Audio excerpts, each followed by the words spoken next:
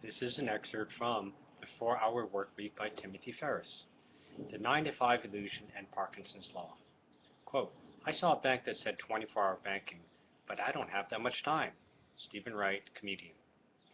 If you're an employee, spending time on nonsense is to some extent not your fault.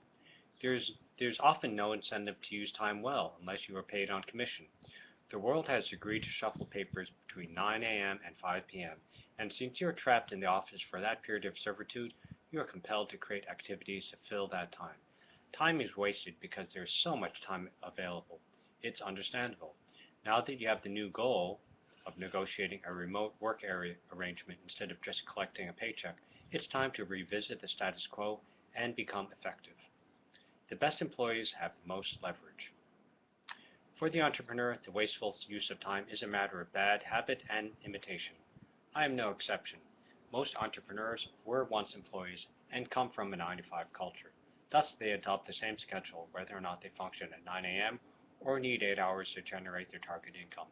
This schedule is a collective social agreement and a dinosaur legacy of the results by volume approach. How is it possible that all the people in the world need exactly 8 hours to accomplish their work?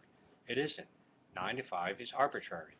You don't need 8 hours per day to become a legitimate millionaire, let alone have the means to live like one. 8 hours per week is often excessive, but I don't expect all of you to believe me just yet.